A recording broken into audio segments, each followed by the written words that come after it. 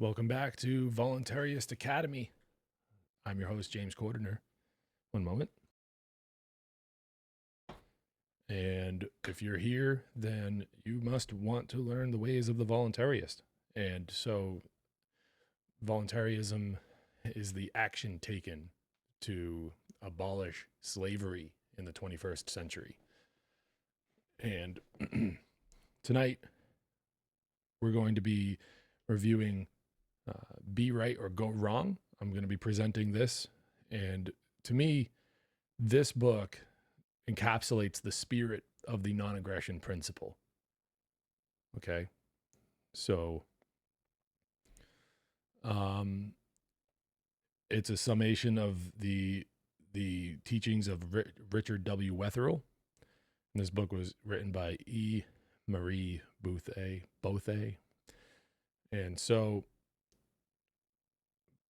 I wanted to bring everybody's attention to this because of how much this really does tell the tale of how we can really make a great impact on the world and change our actions and our inner thoughts, and how we can really make a better impact on the world.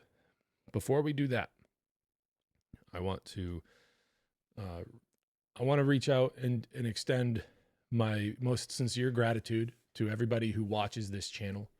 I hope that there is some value that's received by the people who watch this channel.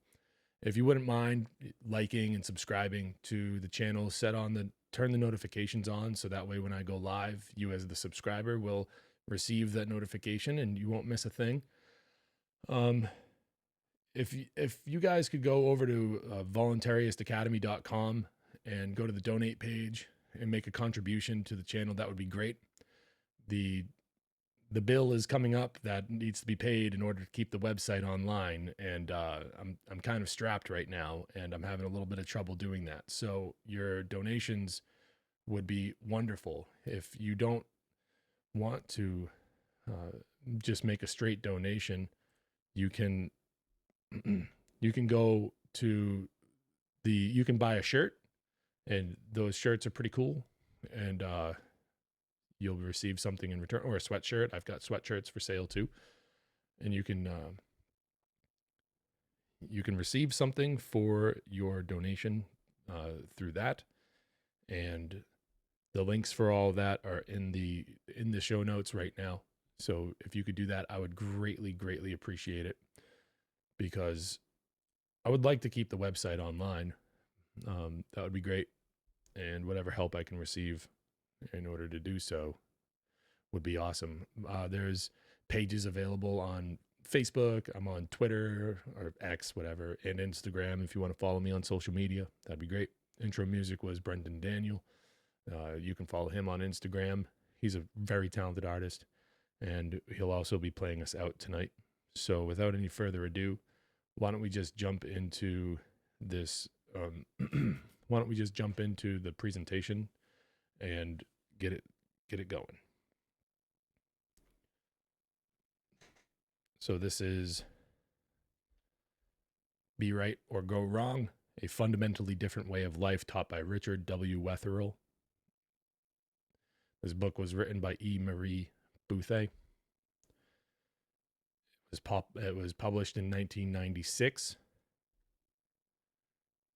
And it's a relatively short book, but what it lacks in length, it makes up for in dense philosophical teachings that could change your life forever. I first heard of this book from Mark Passio of What on Earth is Happening, whatonearthishappening.com, and reading this book at his advice to do so has really changed my perception and my impact on others and the world around me. So I wanted to bring this to you guys because, like I said at the beginning, this really does encapsulate the spirit of the non-aggression principle that are the pillars of freedom. The non-aggression principle being one and the self-defense principle being the other. Here's the introduction.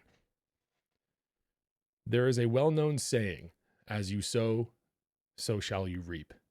History tells us that society has been sowing seeds of dissent throughout the centuries. Rulers dissent to rule, politicians dissent to be elected, ethnic groups dissent to control, parents and children dissent for the upper hand, and virtually everybody dissents to the reality of whatever is happening by emotionally taking sides politically, socially, and spiritually. In the 1920s, the late Richard W. Wetherill was given insight into a law of behavior existing in nature and impacting people's daily affairs without their awareness of its existence. As a result of conforming with that natural law, Wetherill was able to pursue several successful careers in his nearly 70 adult years as a teacher, training executive, author, and management consultant. Wetherill called the law of behavior the law of absolute right. Right action gets right results, whereas wrong action gets wrong results. The law clearly establishes that right begets right and wrong begets wrong. Do people know right from wrong? Some people would argue that nobody can know, because what is right for one is not right for another. Careful questioning reveals that many of those argumentative people know more about what is right than they are willing to admit. When they want to get their way, their attitude is one of, quote, I know it's wrong, but I'm going to do it anyway, end quote. 12-year-old smokers do not picture themselves 50 years later as oldsters suffering painful physical ailments. That is the reality they should consider while they are young and vigorous. But the seeds of dissent they'd previously sown in their thoughts triumph over what they know is right. For purposes of this writing, there will be no attempt to name a creator. Suffice it to say that all of what exists was caused and developed somehow. In its pristine form, it would seem that whatever exists is too perfect and complex simply to have happened. Scriptural writings record 8 covenants between the Creator and the human creation. The 8th and last covenant spells out the circumstances under which the covenant is to be consummated. When the fathers stop blaming the sons for the father's troubles, and the sons stop blaming the fathers for the sons' troubles, the Creator's law will then be written in their hearts and minds. People will conduct their affairs as the Creator intended by thinking, saying, and doing only what is right. I am personally indebted to my friend and mentor Richard Wetherill for his inspiration, kindness, foresight, and his discovery of the law of absolute right. On the pages that follow, I will attempt to describe his insights into successful living for my own generation and members of the next who will use the insights to provide relief for a society that is crying out for rescue from its torturous wrong results. On many occasions, I have been strengthened by Wetherill's observation that no person can long withstand the continued onslaught of carefully presented truth. It will finally compel recognition of error. It will finally reconcile the causes of misunderstanding and correct what is wrong. Chapter 1. The Law of Behavior. The evidence is that people exhibit strong tendencies to try to escape personal accountability for their wrong results. Seemingly, it is the fault of others or bad luck that accounts for society's problems of physical and substance abuse, juvenile and adult crime, crisis in education, healthcare, disease control, and enough other social chaos to fill volumes. To top it off, as an escape from the degeneration on Earth, scientists reach out into space to find extraterrestrial life. Politicians try to legislate solutions. Spiritual leaders encourage the belief that their way is the way. And rarely does anyone feel personally accountable for his or her own wrong results. The second law of thermodynamics predicts that the universe is dying, slowly and inexorably degenerating toward a state of total chaos. Be that as it may, the evidence is that the societal state of affairs is degenerating toward a total state of chaos. Why? The answer is found in a book entitled How to Solve Problems and Prevent Trouble, written by the late Richard W. Wetherill, who was a teacher, author, training executive, and management consultant until his death in 1989. Basically, Wetherill stated that the reason for the degeneration toward a state of total chaos in people's affairs is that their thinking and, therefore, their attitudes and actions oppose the force of a natural law of behavior. During long walks in Philadelphia's Fairmount Park while still in his teens, Wetherill pondered the solution to people's puzzling behavior. Why did bad things happen to seemingly good people? As a result of his asking, Wetherill received insights regarding a behavioral law functioning in people's affairs. He called it the law of absolute right. Right action gets right results, whereas wrong action gets wrong results. That law became the guiding influence for all his activities during his 60-year career. This book, Be Right or Go Wrong, which describes a fundamentally different way of life, contains a condensed version of Wetherill's writings and selected concepts from his talks on the law of behavior. The information is discussed from the viewpoint of someone who learned about the law of behavior from another person rather than from her own insights on the topic. It is thought that a second-generation approach might communicate the information more successfully to those thoughtful people who would like to, quote-unquote, unscrew the inscrutable. But what does Wetherill's previous statement mean? Quote, people's thinking and therefore their attitudes and actions oppose natural forces, end quote. Consider his theory. Whether actual or allegorical, the account of Adam and Eve in Scripture provides the fundamental clue. Disobey the Creator's instructions and there are penalties to be paid. You may wonder how the Creator's instructions are communicated to people. Wetherill's theory is that that communication is first established through the force of natural laws, including the law of behavior. Getting that information acknowledged is vital to reverse society's trend toward chaos. As long as people continue to reason from their judgments of good and evil, they are unwittingly in contradiction to natural law, nature's law of right behavior. Yes, Theo Lux, I see you in the chat, brother. Law of behavior is a great alternative name to natural law. That's right. That's absolutely right. Stick around because this is important. Why? Because any person's judgments of good and evil are necessarily based on that person's ability to know what is good and what is evil. Human opinion could never take into account all the relevant facts, because those facts are found in reality. The very act of judging good and evil puts the mind out of touch with reality. Any conclusions reached under those circumstances would necessarily be in contradiction to reality. The effect of that contradiction is engulfing society in an ongoing series of degenerating wrong results, clearly visible but not clearly understood. There are no ifs, ands, or buts regarding natural law. Those laws are immutable and inexorable, unlike people's laws that are often violated with seemingly impunity unless a person is caught, found guilty, and sentenced by authorities. With what result? Not enough prisons to house the guilty and a discouraging number of repeat offenders. Because Wetherill's study is based on scientific findings, he made no attempts to define the Creator other than to state that the Creator is whoever or whatever is responsible for what exists. Reality. He defined reality as comprised of natural laws, whatever happens, material and non-material things. The truth seekers of the world would be wise to seek reality, for that is where truth is confirmed or denied. A statement of truth is static, whereas reality keeps changing so that a truthful statement becomes untrue simply because the reality changed. Seeking the truth only as a guide to reality is the procedure for knowing the truth that makes one free. Inasmuch as natural laws determine the parameters within which people can function, the absolute right of the behavioral law is not subject to human definition. To get right results, the law requires people to take action that is simultaneously logical, expedient, and moral.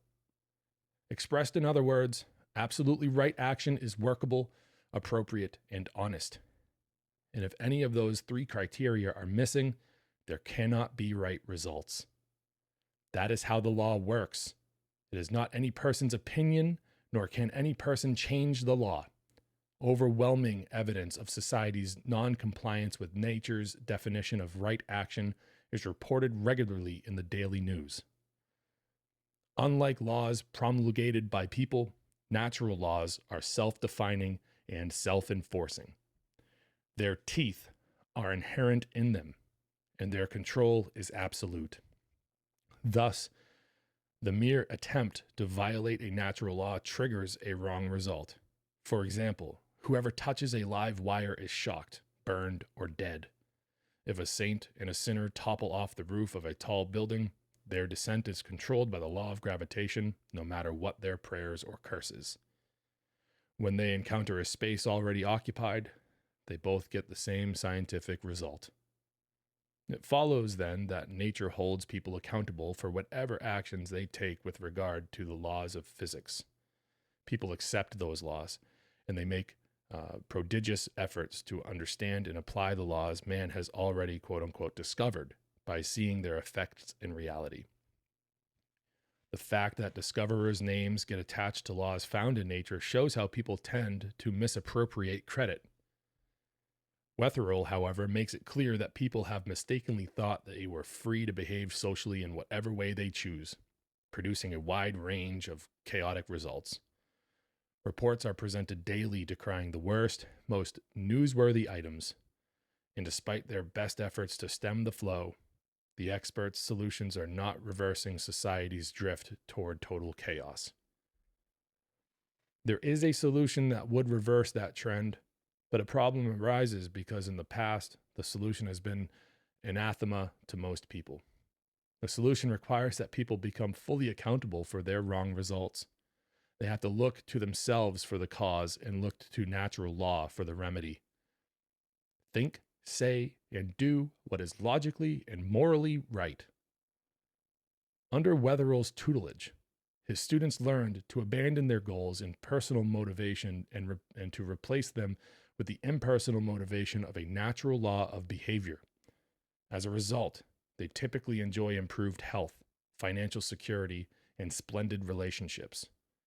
Initially, people tend to distrust impersonal motivation because their consistent use of the impersonal motivation of the laws of physics is taken for granted. They learn to adjust their actions to the requirements of those laws without recognizing that in doing so, they have adopted nature's impersonal motivation to replace their own motives. For example, no child can ride a bicycle or roller skate until he or she adopts the motivation of the laws of gravity, centrifugal force, momentum, friction, and whatever other laws are relevant. Do children know about those laws? Can they name them? No, of course not. They simply adjust their behavior instinctively to do what they see the other kids already doing. Suppose children today were surrounded by people who were doing their best to do only what is right. What a dynamic force those examples would be to the children of the world. There is, however, a contradictory force blocking any such effort. In order to explain why thinking goes awry in the human psyche, Wetherill pointed to the quote-unquote inherited disobedience mentioned earlier, causing newborns to start trying to get their own way. As the scripture states it, they go astray as soon as they are born. So, based on the universal wrong results society is experiencing, we can deduce that people still live under the blight of the original disobedience. The question still then arises, why?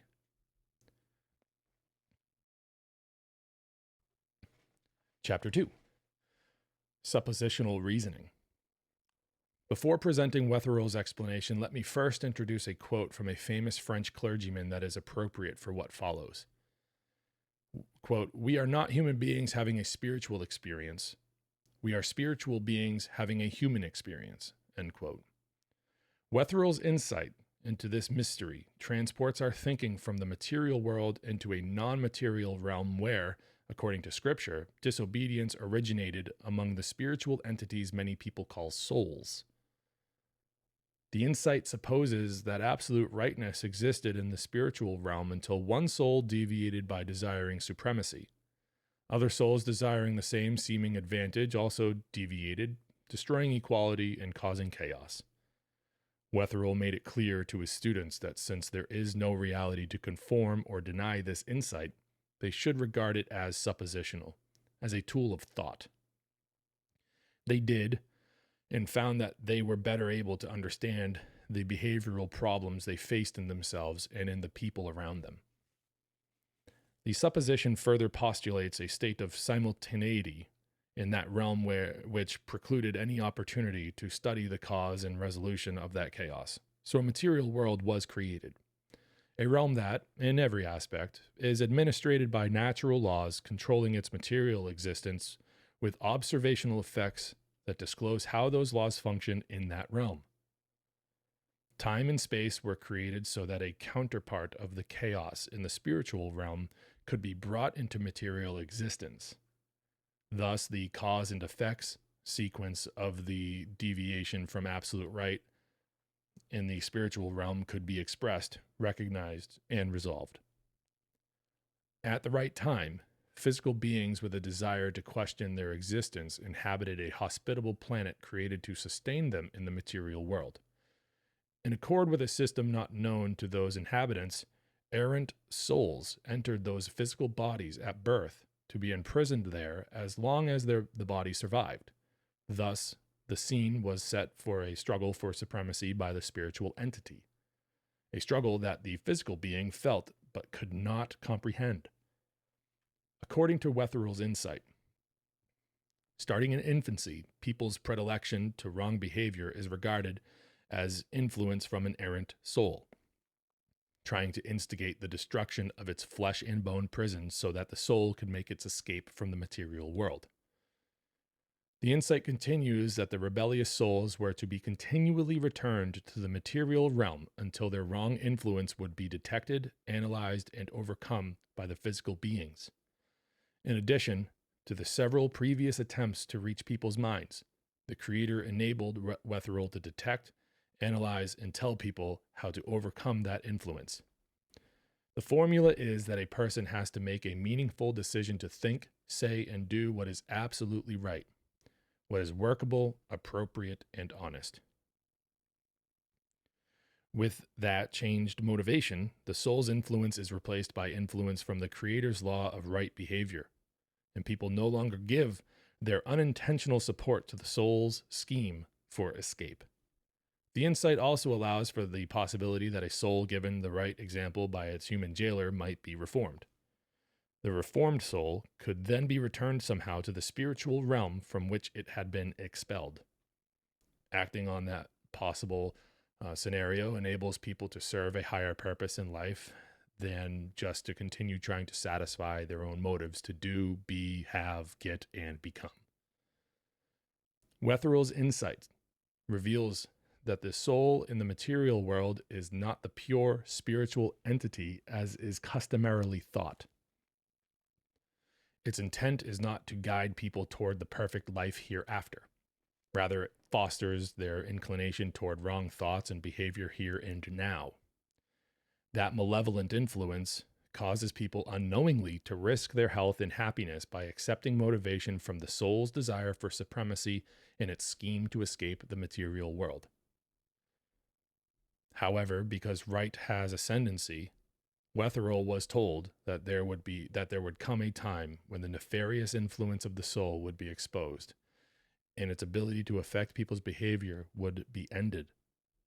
Certainly, people's awareness of the situation would seriously interfere with the continuance of that unseemly influence. Making people aware of it is a part of the reason for this book. Other specific insights into people's deviant behavior and techniques for changing it had been given to Wetherill throughout his childhood and young manhood. Later in life, when he tried to share the information with his business clients, his publishers, and friends, their emotional reactions effectively silenced him. However, as long as he used his abilities to solve problems and prevent trouble for individuals and corporations, his services were in constant demand. In the late 1940s, at the urging of the publisher of his business manuals, Wetherill wrote a series of 3 books collectively known as The Dynamics of Human Relations, published by D. Van Nostrand Company. The books sold for many years under the titles of How to Succeed with People, How to Put Your Ideas Across, and How to Get Leadership and Influence. They are no longer in print, but if there were sufficient demand for them, they could be republished. What's up, Justice Wayman? What's up, Fred? I see you guys in the chat. Thanks for being here. Stick around. Chapter 3, Humanetics. I first met Wetherill in 1958 when I attended a week of daily lectures and training sessions he presented in Sarasota, Florida. Afterward, I volunteered my services to help spread the good news of release from the wrong thinking that causes people unknowingly to defy the law of right behavior. In 1959, I moved to the Philadelphia area to work as Wetherill's assistant until his death in 1989, when I succeeded him as director of the Humanetics Fellowship. Humanetics is a word Wetherill coined for his study of behavior when he published the first book on the subject in 1952, entitled Tower of Babel. Over the years, we discovered that the word humanetics had been picked up by other companies. They sold computer furniture, obesity drugs, hospital beds, career counseling, and I don't know what else. In addition, the general public seemed to dislike the word humanetics when it was associated with a study of behavior. For those reasons, Wetherill's Humanetics is now also called the Right Action Ethic, trademarked. An ethic is a guiding system of moral principles and values. Since his presentations make frequent reference to the word humanetics, readers should know why we also use the term right action ethic to describe his behavioral study. Members of the Humanetics Fellowship are his former students, and they are reasoning from the motivation of nature's behavioral law to the best of their ability. In so doing, they are enjoying the benefits of right thinking, which include a sense of real purpose in life that they think should be shared with everybody. Chapter 4, Purpose in Life. In one of his booklets, Wetherill wrote, quote, "The fundamental principle by which a person is motivated controls and determines his whole pattern of behavior.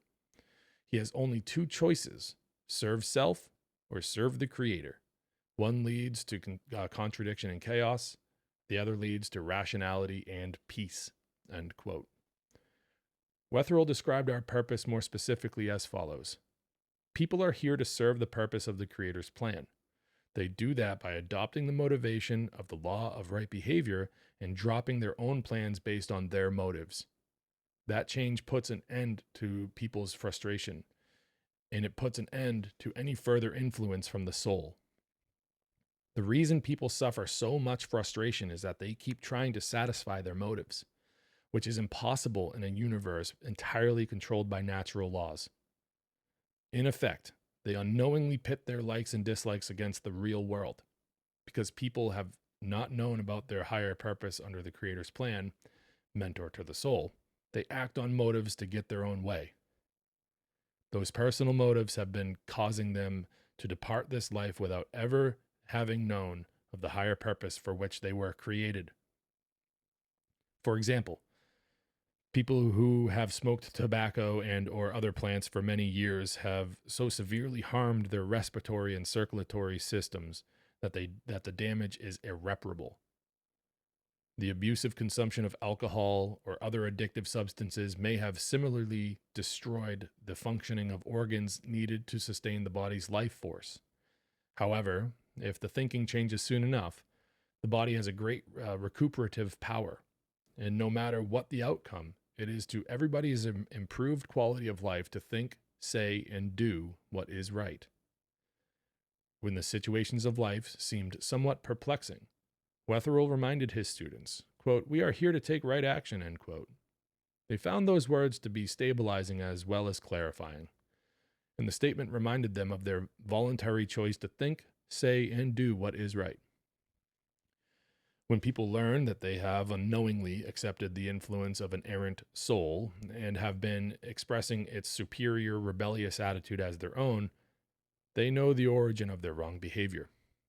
Soul level influence picked up by the body causes people to plan to get their way, whatever their way might be, good or evil. In that state, they form personal motives, making them behave in ways that damage relationships and careers, cause accidents and poor health. That wrong influence also explains the prevalence of antisocial behavior and why lawbreakers tend to feel justified and defensive of their crimes. The suppositional theory of the soul's wrong influence further explains why the reform programs for delinquent children and criminal adults fail to accomplish their goals.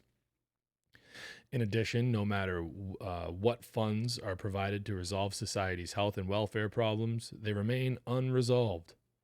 The reason the programs and funding for those projects are largely ineffectual is that such problems are not being addressed at their fundamental causative level. Lawbreakers of all ages are not being taught about their innate drive toward wrong action and how that drive influences what they think, say, and do. More important, they are not taught what they could do to suspend that influence and release the wrong thinking that would stop their wrong behavior. If that fundamental approach were widely implemented, penitentiaries would become places for penitence, as the word suggests, rather than places for incarceration and punishment. The inmates who cooperate would then be returned to society to begin a fundamentally different way of life. Society's degeneration toward chaos will cease when people learn to acknowledge the safety and protection of the behavioral law just as they acknowledge the safety and protection of the laws of physics. People know that gravity protects them from flying off into space. At an early age, they learn to adjust their behavior to the gravitational law and to function safely under its requirements. With the same attitude, society's behavioral chaos would be resolved as people adjust their social behavior to the law of absolute right, just because it is right to be right and wrong to be wrong. At present, religions are fragmented over definitions of right and wrong behavior based on dogmas and doctrines that were promulgated by people who had reasoned from good and evil. Political parties are fragmented by the same flawed approach. Ordinary people simply struggle to get their own way, mostly subconsciously. Sooner or later, they are frustrated by the wrong results of their dealings with family members, working associates, friends, and even strangers, all of whom are similarly acting on motives to get their way. People who are mature enough to have learned about natural laws know that such laws require obedience. They know that people suffer unwanted results even for an inadvertent attempt to disobey what natural law decrees. They know, quote, "thou shalt not," end quote, attempt to disobey the laws of electricity and chemistry. A purpose of this book is to direct attention to the behavioral law that is just as unyielding. Only right action can get right results. If people are weary of trying to resolve their wrong results by their own efforts, this is the age when they can learn to obey the law of absolute right and escape the blight of past disobedience. They can learn to think, say, and do what is right as defined by natural law, not human ideas of good and evil. They can put an end to the chaos that wreaks havoc in people's lives because they know that their wrong results are caused by their own wrong thinking. In the process of righting their thinking, people become accountable, rational, and productive, and they learn about two systems of reasoning. Chapter 5, Systems of Reasoning. In his lectures, Wetherill describes two systems of reasoning. The system in common usage by society he called the relative system of reasoning. In that system, people behave in accord with the motives they form to get what they want and avoid what they do not want. In that system, they learn about natural laws and phenomena, various professions and disciplines, and about good and evil. But the information gets distorted by filtering through a mental screen of personal motives based on people's particular desires, no matter how good or evil those desires might be. The mental screen is made up of the conscious premises people use to conduct their affairs, along with the countless subconscious premises they accumulate whenever they react emotionally to whatever did or did not happen. People recognize that the mere attempt to violate the laws of physics causes an injury of some sort, a cut, burn, broken bone, or death. Attempting to violate the law of behavior also causes an unseen physical injury. Wetherill taught that whenever a wrong thought is formed or accepted from another source, the thought causes injury to the database in a person's brain. The injury is to the neutral connections that link brain cells together to form paths of thought. When the thought is right, it is logical. Because it is logical, the connections between the brain cells release when the action is completed. The cells are then free to reconnect and carry other thoughts. When the thought is wrong, it is illogical. Because it is illogical, the action cannot be completed, and those neural connections linking the brain cells do not release. The wrong thought gets stuck in a fixed mental circuit. Wetherill defined those fixed mental circuits as distortions of logic. Whenever a person's thinking goes to a particular area, the distortions held there become premises in his or her conclusions. In addition, each distorted concept becomes the basis for additional wrong thoughts that are also stored in the brain. The distortions are expressed in sentences that state the command and the circumstance, stated or implied, under which it will be carried out. Wetherill called those sentences command phrases. So, whenever a person reacts emotionally and decides, I'm entitled to get what I want, that distortion of logic is input for his or her database. The action cannot be completed, so the thought gets stuck. Over a period of time, many command phrases are formed based on that distortion, such as, if they don't give me what I want, I'll make a fuss. Or, someday I'll get back at them for the way they treat me now. Or, when I cry, she gives me my way. The two terms, distortion of logic and command phrases, are referred to somewhat interchangeably in the right action ethic. The distortion is the impacted wrong thought, and the command phrase is its wording. They both represent impacted thoughts that cause automated behavior. The right action ethic is liberating when it is fully comprehended. It diagnoses the cause of people's problems and trouble and presents the remedy. With an intent to do what is right, a person's recognition of wrong thinking triggers its release. That is a description of the command phrase technique taught by Wetherill. The technique enables people to bring wrong thinking from subconscious levels to conscious attention. A person's intent to release the command phrase is logical action, and it can be completed. The neural connections release, and the wrong thought drops from his or her memory. The persons who agree with the idea that they are, quote, entitled to what they want, end quote, deprive themselves of the opportunity to learn how their lives would be transformed if that distortion of logic were released by a decision to think, say, and do what is right. Be assured, there are no good distortions of logic or command phrases, no matter what the wording. They are people's judgments of reality, and as such, distortions are dangerously misleading. Anybody's judgments could be regarded as a reflection of the soul's wrong attitude that should be discarded.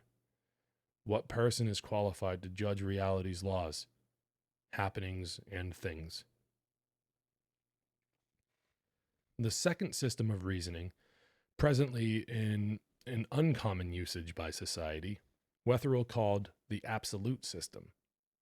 It is based on the principles of right action in which people reason from natural laws and phenomena, professions and disciplines, and reality.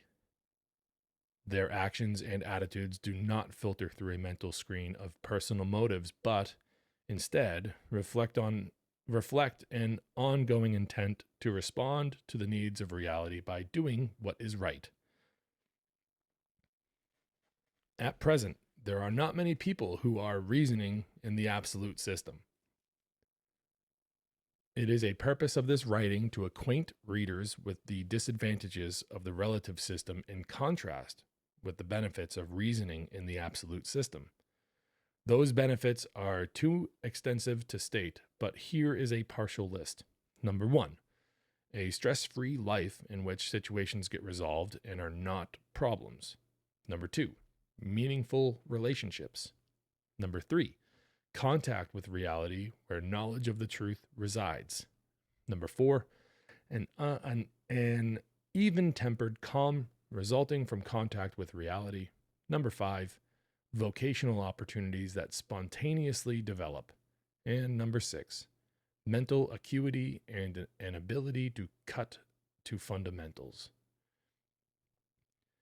There are many more specific benefits for individuals who recognize that their true path in life is found when they respond to whatever is happening by doing what is right. They see the flaw in trying to plan their work and work their plan.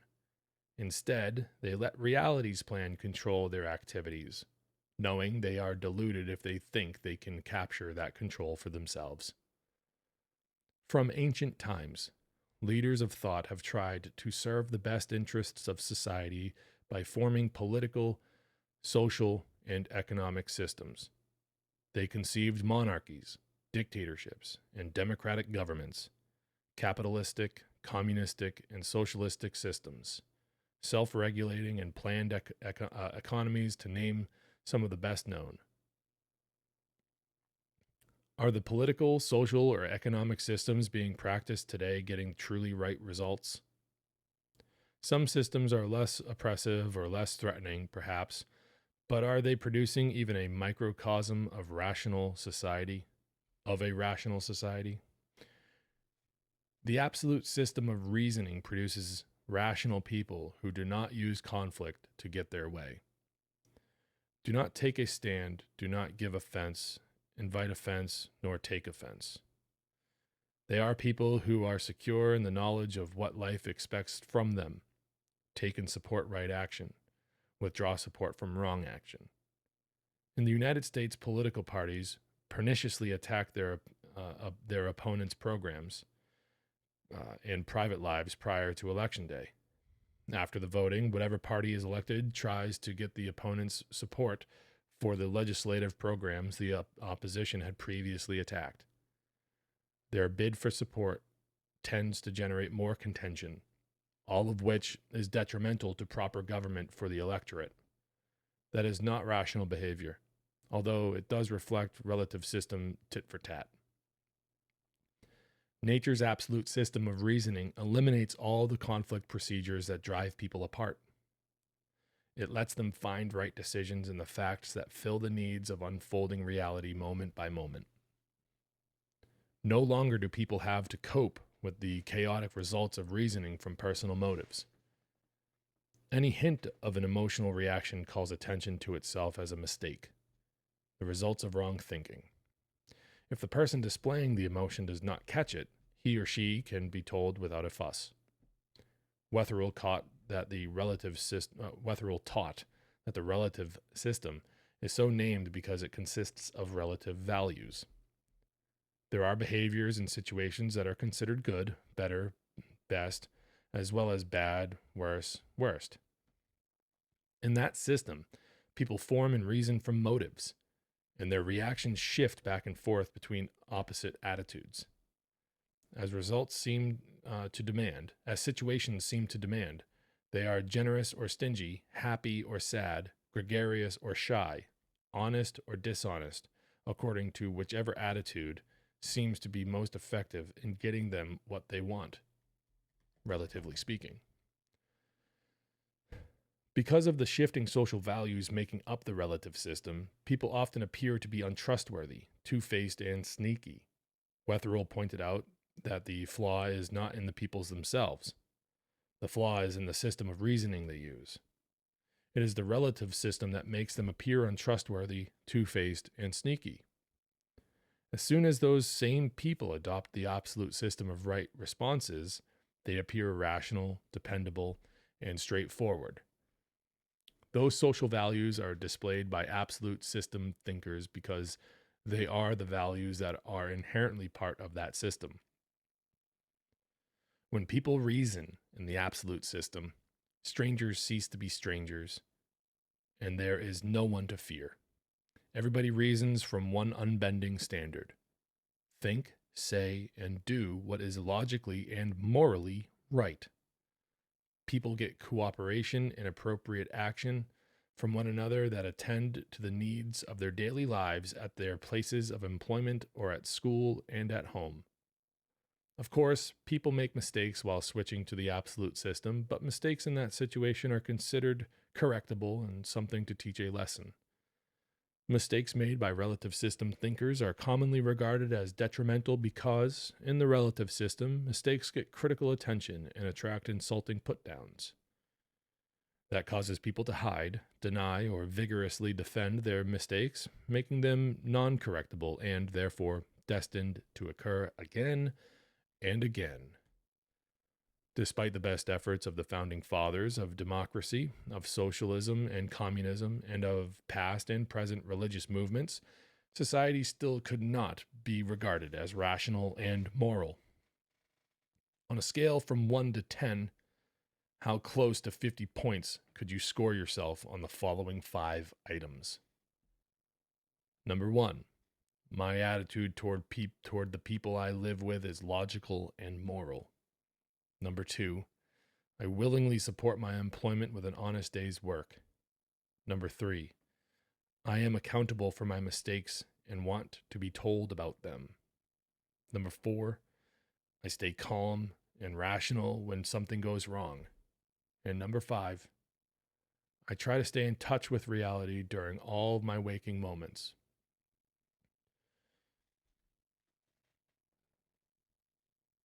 Think about that one for a little bit. In fact, rewind that and listen to that again and try to see where you place yourself on a scale. How close to 50 do you get? Moving on.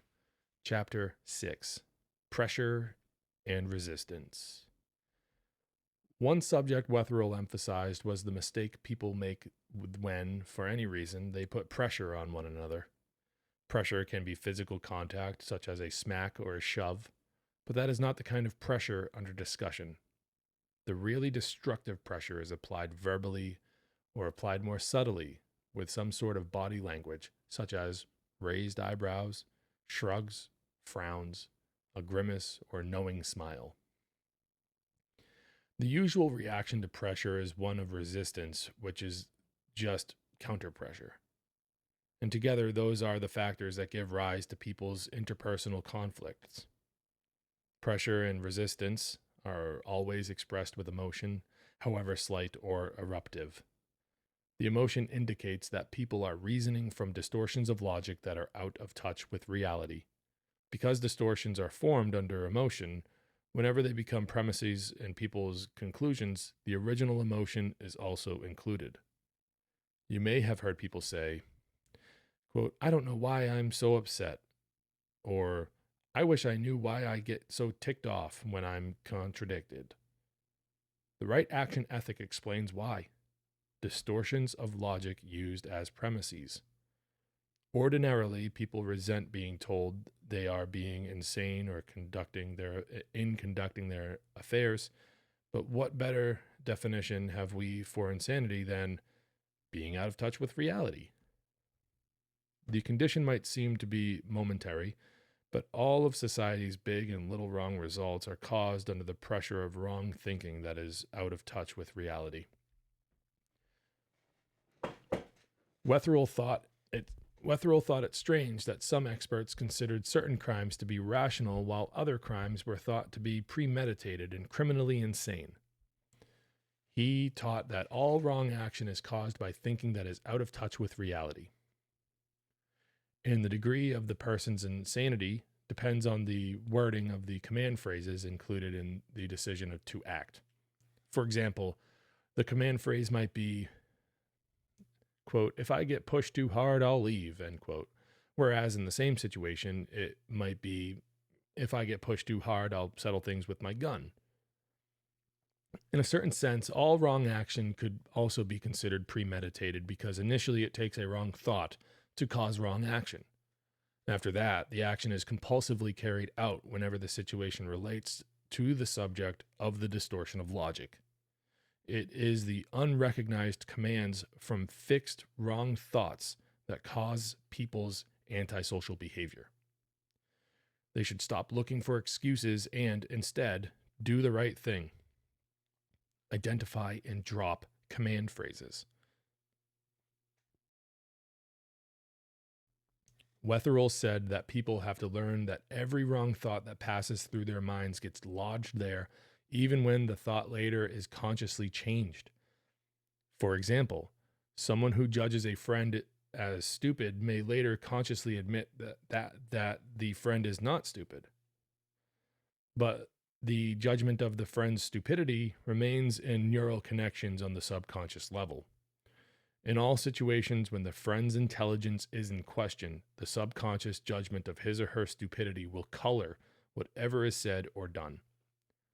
The truth is that people's use of pressure is just one of the ways they try to motivate and manipulate one another. The Creator has already provided motivation for people and made it obligatory through the operation of natural laws. That explains why conforming with natural laws results in success and disregarding them results in failure. Wetherill referred to people's trying to get their way and manipulate others in contradiction to nature's behavioral law as a pattern of quote-unquote self-godification of the self. He found that people shrank from considering that idea because they had no conscious awareness of any such effort on their part. It took hours of patient explanation to enable them to connect with the reality of that term. It also then became an easy way for Wetherill's trainees to remind one another whenever their personal authority surfaced. He referred again to the soul-level influence on people's thinking as the source of self-godification patterns. People mistakenly accept the soul's delusion of superiority and rebellious attitude as their own, and that mistake causes them to form judgments, making them compete for supremacy and rebel over whatever is happening.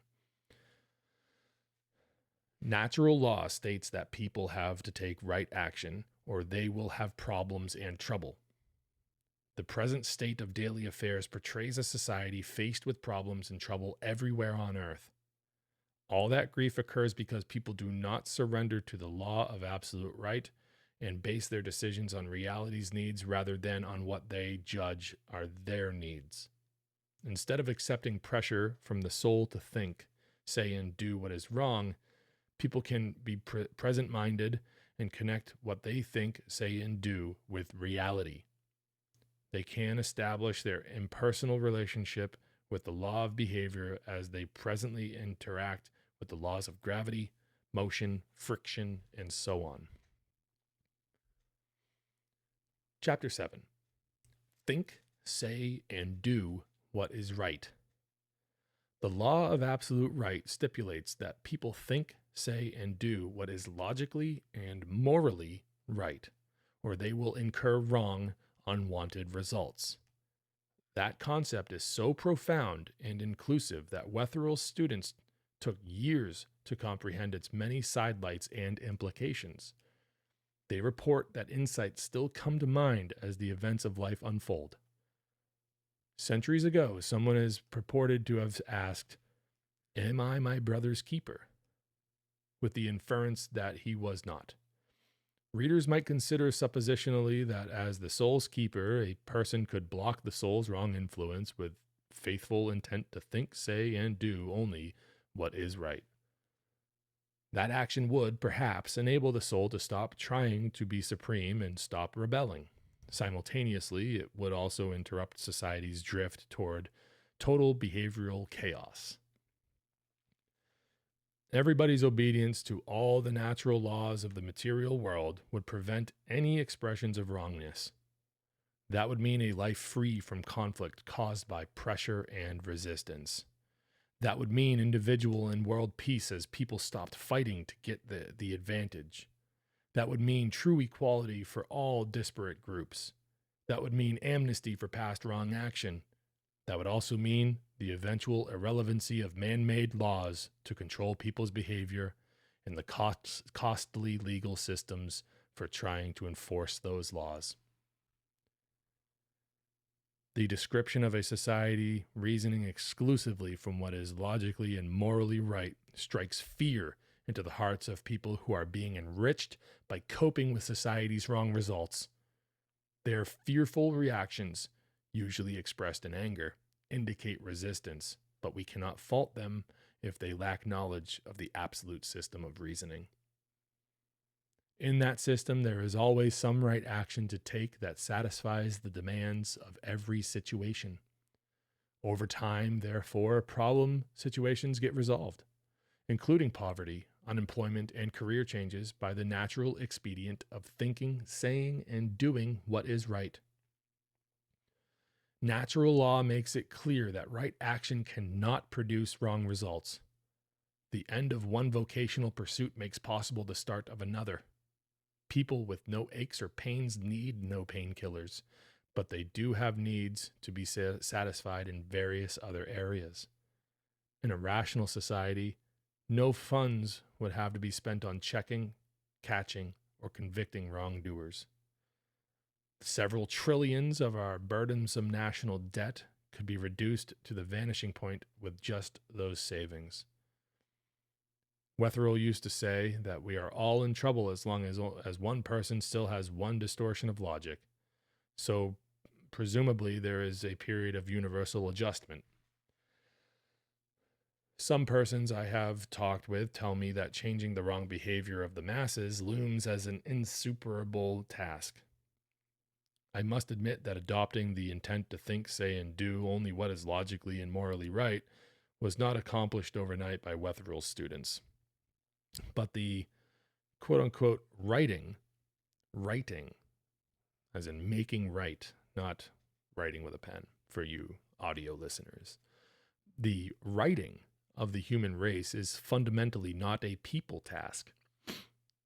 It has a higher power driving and supporting it that ensures its inevitable success, though nobody knows when that will happen. Leaders of thought have a history of initial rejection of a newly discovered natural law, especially when the law contradicts their ex cathedra pronouncements. It is reported that in the 17th century, the church fathers stubbornly refused Galileo's urgings to look through his telescope. Apparently, they did not want to have their beliefs about the position of the Earth in the solar system to be proved wrong. The fixed mental circuits containing their self-godified attitude kept them from checking their beliefs with reality. That problem attitude still exists. Wetherill certainly encountered it throughout his career with regard to humanetics. The attitude of the professionals in all the behavioral fields boiled down to, quote unquote, what could he tell us? In the meantime, society's wrong results kept growing at an accelerating pace. Without a change of motivation, even now, no end of wrong results seems to be in sight. Current news items describe unspeakable atrocities that people intentionally inflict on one another. Then there are the unintentional tragedies resulting from people's not learning the lessons of fires, floods, windstorms, stray bullets, bombs, and vehicular accidents. Those of us who apply the right action ethic are heartened to read about mainstream medical professionals who are addressing the fact that a person's thinking is a vital factor of that person's state of emotional and physical health. Chapter 8. Let's talk about that emotional and physical health. Articles frequently appear in newspapers and magazines describing faith healing sessions, meditation exercises, herbal and food therapies, acupuncture, and other procedures as alternatives to the use of drugs and surgery to cope with bodily ills. Wetherill said that basic to people's emotional and physical good health is their ability to think, say, and do whatever is truly right. People who adopt that motivation are noticeably different in their behavior patterns and in their need for medical attention from those who think, say, and do what their motives dictate. Wetherill taught that attention is the stuff of life. People's attention is something they can provide or withhold, depending on how their motives make them react to whatever is happening. He went on to describe attention as a stream of thought that he likened to a stream of water coming from a garden hose. Just as the stream from the garden hose can be aimed in a specific direction, people's attention can also be aimed in either of two basic directions. It can be aimed in a constructive, right way to the reality of their daily situations, or it can be aimed in a destructive, wrong way to their judgments of those same situations. Attention that is directed to reality delivers right results in the form of guidance and insights. Attention that is directed to fantasies, half-truths, downright lies, judgments, and other unrealistic thoughts delivers wrong results in the form of problems and trouble. As suggested in Chapter 2, because of an inborn wrong influence, people's attention gets pointed in a wrong direction at birth. Babies arrive with no knowledge of where they are or what to do. They become emotional and want attention. To get it, they cry, hold their breath, flail their arms and legs, or they may coo, smile, and extend their arms to be held. Those are not critical comments about babies' behavior. It is an attempt to describe how people get started in a wrong direction, reacting in frustration and hurt if attention is desired but is withheld. When children and adults change the direction of their attention from their motives to whatever is happening so they can respond to it rightly, all of life takes on a new dimension. Remember that every wrong thought passing through the mind is captured in neural connections and is held in fixed mental circuits. Those judgments of reality are included with other premises, corrupting people's conclusions so that they get wrong results. The prevalence of society's past and present difficulties provides evidence that it has happened to everybody born into this life. 50 years ago, when Wetherill first told an audience that nobody had to fight for his rights, bedlam broke out. At that time, obviously, there was universal fixed thinking that contradicted his statement. The truth is that people can give up their rights and, in effect, they can turn the other cheek. Beyond that, the fact is that people's rights reside in nature's laws, and those rights are available to the people who conform with them. When they do, those who are willing to turn the other cheek are never called on to do so. It is true that people have the freedom to be wrong, but nature decrees that it is never right to be wrong. Wetherill often referred to the law of absolute right as the supernatural law because conforming with it is a requirement of every other natural law. Take right action regarding every natural law, and if you do not, you will incur wrong, unwanted results. Because people do not realize that they must carefully avoid wrong thoughts, they indulge in emotional reactions. In effect, they program themselves with command phrases that contradict and override the natural programming that would keep them healthy and strong. A few weeks after I had attended Wetherill's lectures in 1958, I developed an uh, arthritic joint in my left thumb.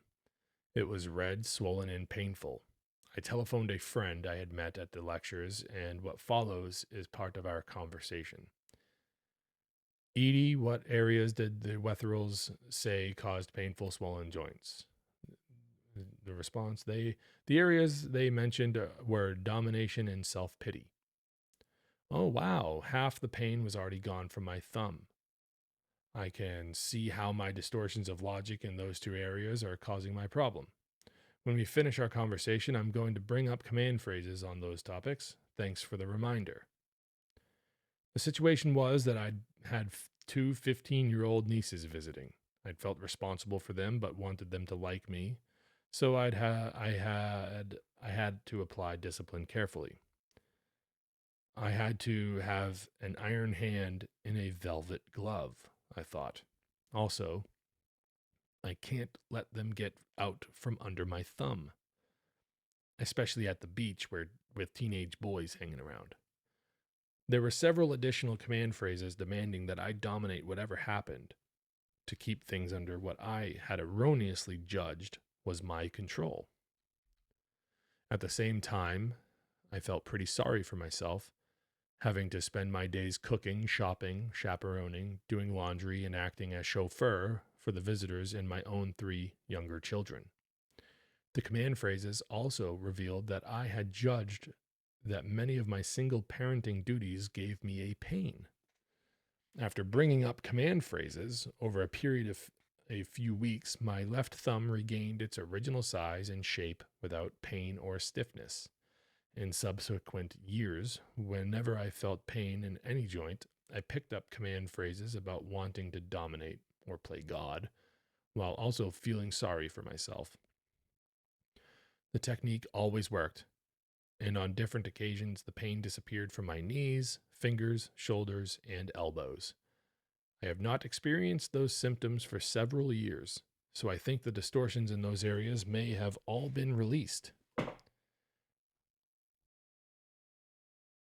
Due to the application of the right action ethic, the improvement in my emotional and physical health enables me to spend 40 to 50 hours a week at my desk despite my senior citizen status. I don't feel any need for a vacation to clear the cobwebs or to unwind. There are so many wrong, tragic results occurring in society that I am energized to let people know how those wrong results can be resolved and prevented. Scripture enjoins us to judge not, that we be not judged. Those are not just words from the quote-unquote good book. They are prophetic words. Wetherill cautioned us to refrain from judging people or any other aspect of reality. Judgments, he warned, are the product of people's emotional reactions, and they are never factually correct because judgments do not reflect reality. Rather, they are self-conceived beliefs and are therefore apart from reality. Every such judgment becomes the command phrase of a distortion of logic, impairing people's emotional and physical health. For example, have you ever judged life to be unfair? Many people have, including some past presidents of our country. When analyzed as Wetherill did, a judgment that life is not fair is recognized as a criticism of the Creator's law. Why? The law says that what seems unfair is, in fact, the result of wrong action. It is people who take the action that gets the unwanted result, no matter how innocent they may seem. In the long term, it is people's critical judgments that are especially damaging to their emotional and physical health. On the other hand, it is understandable that people who do not know about the law of absolute right would not know that they are accountable for whatever happens to them. It may appear to uninformed persons that other people in bad luck account for their wrong results. Natural laws, however, hold people accountable for the results they get when they try to do what does not conform with those laws. When all the details of a seemingly unfair, wrong result become known, an element of illogic, inappropriateness, or dishonesty can always be detected. If you are still skeptical, reread the pages of Chapter 1. They explain how people injure themselves and destroy their lives by trying to violate nature's inviolable laws, including the law of behavior. Wetherill pointed to the vast difference between a person's perception of reality and a judgment formed about that reality. By judging, people destroy the wholeness of what is judged to no real purpose. They form judgments in anticipation, before the fact, and they form judgments by reacting after the fact. And anticipation is not real because whatever is anticipated has not yet happened. How could the anticipated judgment be in touch with reality? A 4-year-old may judge, I can't wait to go to school, or I know I'll hate going to school. The child might make both judgments under different circumstances and then be sentenced to experience the contradictory emotions those anticipated thoughts suggest. Judgments after the fact are more prevalent because people mostly reason from their likes and dislikes. They judge whatever happens according to those criteria. Consider the confused reactions of newborns or of children being punished or teenagers under peer pressure to do drugs or adults with responsibilities who lose their jobs. During those emotional situations, they rapidly run hundreds of judgments through their minds, which are stored there to cause later wrong decisions and wrong results. While listening to Wetherill's description of how people form judgments by reacting to reality, it became clear to his trainees that forming judgments is not a sometime activity. Forming judgments is not a sometime activity.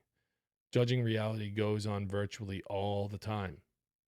People judge whether they like or dislike the weather, political parties, food, clothing, pets, jobs, friends, family members, and so on.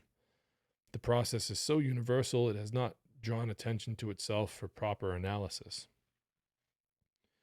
In September 1996, an article in a national magazine stated, "We now know that anything, whether a drug, war experience, or a talking therapy, changes the way the nerve cells talk to each other." The basic point of such articles is that chemical neurotransmitters enable the nerve impulse, which is thought, to jump or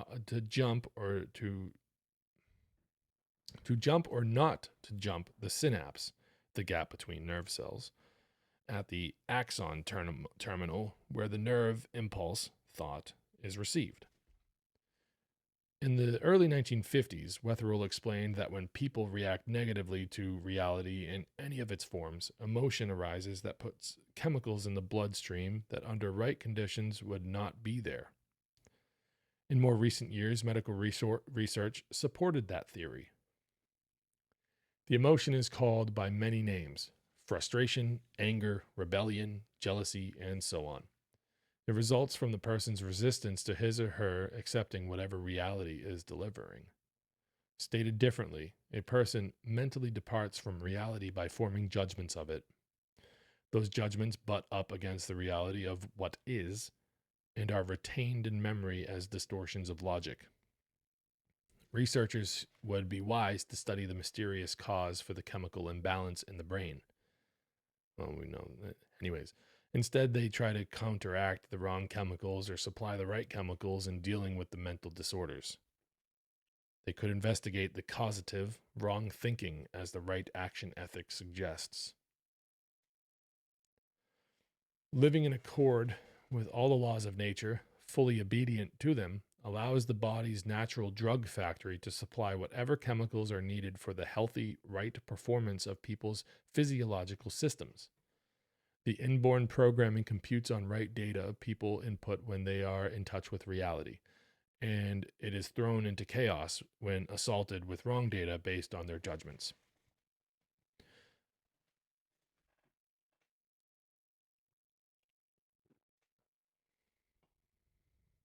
On many occasions, Wetherill said he was grateful to that electronic computers had been invented in his lifetime. The way computers process data provided a meaningful comparison to how human computers process data. One trenchant similarity is garbage in, garbage out. Wrong data entered into the database of either produced wrong conclusions. Garbage output from electronic computers is a total waste of time, resources, and money. So a lot of time and attention is devoted to working out the bugs and inputting correct data. In a commercial application, too many wrong conclusions resulting from flawed input will destroy the life of a project. Similarly, too many wrong conclusions resulting from trying to satisfy personal motives will destroy a person's emotional and physical health. Organizations utilize computers to calculate right decisions based on facts rather than on people's opinions or educated guesses. That is the attitude people should adopt to replace the haphazard, distorted data they have been inputting the computer between their ears. From early life, that database has been getting input from judgments, lies, and fantasies. All garbage, spitting out garbage, causing wrong results. You surely have heard someone say, "I'm sick and tired of blank." Readers can fill in the blank with as many different items as come to mind. Here are a few suggestions: waiting for people, going to work, cleaning, mowing the grass, trying to get ahead, and listening to people complain. The commands to be sick and tired in various circumstances become instructions from the brain to the body. They cause various malfunctions that people suffer from: headaches, pains, fatigue, sleeplessness, or sleepiness, lack of energy, and, in the long term, other more serious ailments. Wetherill also hypothesized that over time, people's emotional reactions caused by wrong motivation mature into physical ailments with disagreeable symptoms. Whatever the procedures, medical or non-medical, that people use to relieve those symptoms may be helpful, but treatment of the basic cause of the ailment is ignored. The right action ethic enables people to give attention to the basic cause of ailments. Years ago, Wetherill and members of his study group prepared a book of over 1,000 categories and more than 10,000 command phrases entitled Dictionary of Typical Command Phrases. Anybody can use this book as a reference when looking for the cause of a specific physical or emotional problem. An attractive part of releasing command phrases and adopting impersonal motivation is that there is no monetary cost involved. Even the time needed to, quote unquote, unthink wrong thoughts is less than the time formerly spent agreeing with them and adding more command phrases. Chapter 9: Beliefs. A person has to receive the information of Wetherill's discovery of a behavioral law honestly in order to apply it and enjoy its benefits. In the past, many people plagiarized his writings and presented the information as their own. I am not doing that here. Since one ingredient of right action is honesty, it becomes obvious that one cannot plagiarize concepts of right and get a right result. Any belief to the contrary discloses a serious lack of understanding. One of the points Wetherill emphasized to his students is that they should not believe information they heard from him or from anybody. Rather, they should let the information direct their attention to the reality being described and reason from that. Reality must be the focal point for attention and not the person describing it. Wetherill suggested that his trainees adopt these 3 steps of learning. Step 1, receive the information. Step 2, look at the reality it describes. And step 3, study the implications of that reality.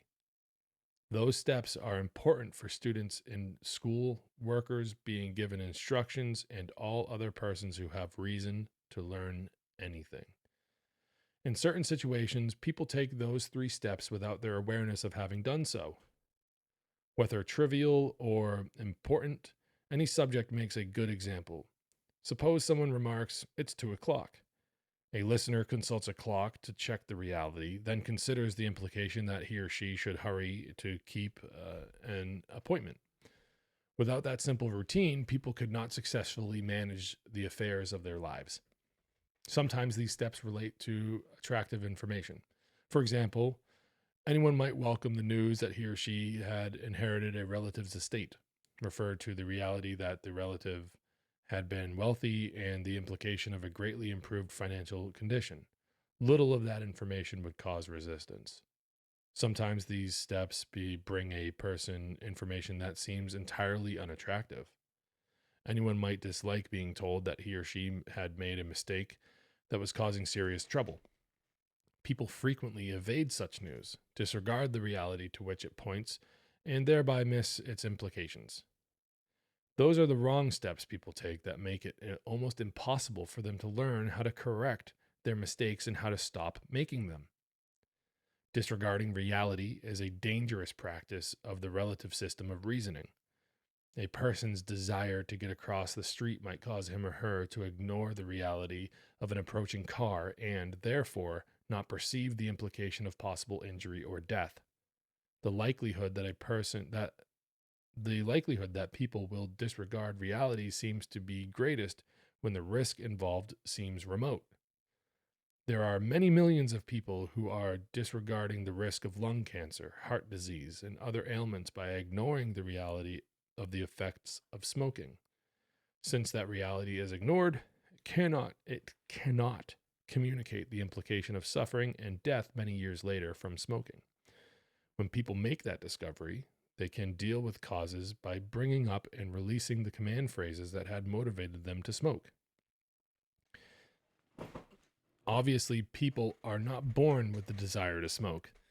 It is their command phrases that create that desire for them. Discarding the command phrases gets rid of the desire to smoke. The same information applies to many more antisocial and anti-health problems. Find the causes in wrong thinking and, quote unquote, unthink them. No one is asked to believe any of the information in this book, even when it seems to be correct. Readers are asked to look to the reality that is being described and reason from that to the implications. To deal with a problem, ask inside your mind for the wrong thinking causing it.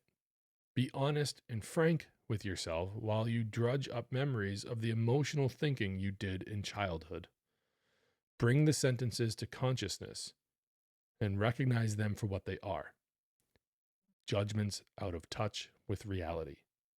That is what releases them from their fixed mental circuits. Dropping wrong thoughts is a cleansing mental process. Wetherill referred to it as the metanoia, change of the mind, or repentance mentioned in Scripture.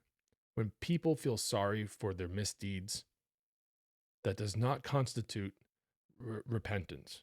It takes a change of mind to repent so that the wrong action stops. To do that, people have to release the command phrases causing it. Using pencil and paper makes the technique of bringing up command phrases easier to apply in the beginning.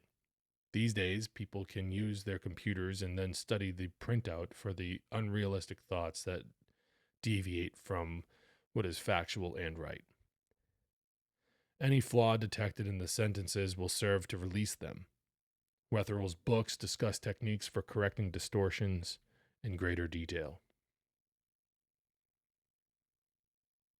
Give your attention to reality, whatever is happening, natural laws and things, with the intent to respond by doing what is right.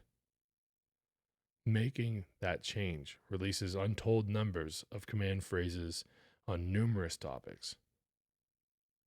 That is how people can surrender what has appeared to be their control and have it replaced with natural control that exists in the laws of life. Chapter 10, Motivation. Wetherill helped his students to analyze their life experiences in a fundamentally different way. He made them aware of their personal plans to get advantages for themselves and their families, especially their children. In the relative system of personal motives, what kind of behavior is encouraged and applauded? In the absolute system of right for right's sake, attention is directed to action that meets the requirements of reality in people's daily lives. Certainly, when people understand the right action ethic, that is an advantage, but it is a natural advantage that is available to all, and one that disadvantages nobody.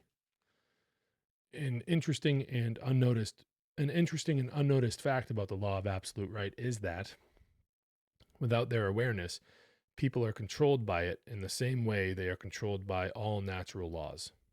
Long before any of the laws of physics were discovered and named, their control existed.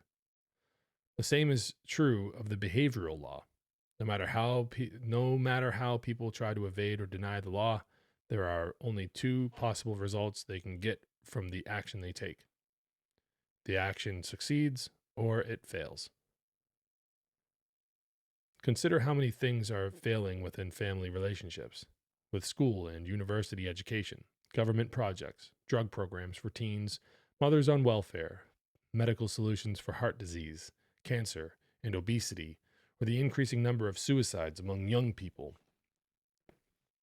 Those failures are not for lack of trying to succeed by people who are concerned. It is people's personal motivations to get credit, make money, or to be the person who, quote unquote, the person who, that causes their efforts to fail. Personal motives divert their attention unknowingly from what they think they are doing, such as to find a solution for some serious problem, balancing the budget, for example. It is the relative system of personal motives that is at fault. If people want to get the right results, their motivation has to change to meet the requirements of the behavioral law. The law states that right action gets right results, whereas wrong action gets wrong results. Wetherill defined right action as action that works because it is logical, appropriate, and moral. Right action resolves difficulties. It does not perpetuate nor cause further difficulties. Rather, right action solves problems and prevents trouble. Since so many results are weighted toward the failure side of the law, people have seen very few results of the success side. Those successes exist, but only a relatively few people know how they are induced. Readers are encouraged to accumulate their own examples by applying the right action ethic to their lives. At present, members of the Humanetics Fellowship account for the majority of the natural successes, and some of them will be described next. Foremost in most people's minds is the business we founded in 1978. One of its purposes was to provide employment for members who had moved to the Philadelphia area from other parts of the country. The more important reason was to build a proper platform for supporting Wetherill's life work to change society's motivation in a fundamentally different way. Operating a business by applying the principles of right action was somewhat baffling to us in the beginning, and some mistakes were made that caused serious problems. However, they were dealt with as we did our best to let the reality control by responding to its needs. In so doing, we found a niche in the industry we had selected to service, and by 1980, we were starting to get right results. Sales volume in that year was nearly $1 million, and each subsequent year to the present proved to be a record year for sales. By 1995, sales volume had reached 131 million, and our present sales volume indicates another record year for 1996. The original employee community of 34 has grown to 450. In addition to corporate headquarters, there are 4 regional distribution centers strategically located nationally to provide best service for several thousand customers. Strangely, the industry we service had its roots in the junk yards prior to World War II, but it has developed into a substantial, multi-billion-dollar industry serving the automotive aftermarket. Our company started out as the quote-unquote new kids on the block, and it is now the major full-line supplier to the auto electric rebuilding industry. Over the past years, we continue to learn how to reason from reality as a management style and to seek consensus with reality in the decision-making process. People are familiar with consensus decisions based on the majority opinion of people, but they are not accustomed to the decisions based on consensus with the facts of reality. On occasions, it has appeared to others that our officers were wishy-washy and indecisive about decisions any executive should make on the spot. When people are guided by the impersonal motivation of natural law, no person is willing to try to control what action is taken until the decision is found in the reality. It requires time to gather the facts so that mistakes can be avoided. We continue to learn in our business. We continue to learn in our business lives as well as in our private lives that surrendering decisions making to the dictates of reality is what succeeds. In its great wisdom, reality provides answers that satisfy the needs of successful business ventures, as well as the needs of ordinary activities of daily life. There is no motive to make money from our business activities, but we do get a right result financially. Our motive is to think, say, and do what is right for the corporation, our employees, customers, suppliers, consultants, competitors, the community, and everybody we meet. In another area of right results, members of the fellowship arranged for the construction of a 36-unit apartment house. There was none of the usual hassle you read about when joint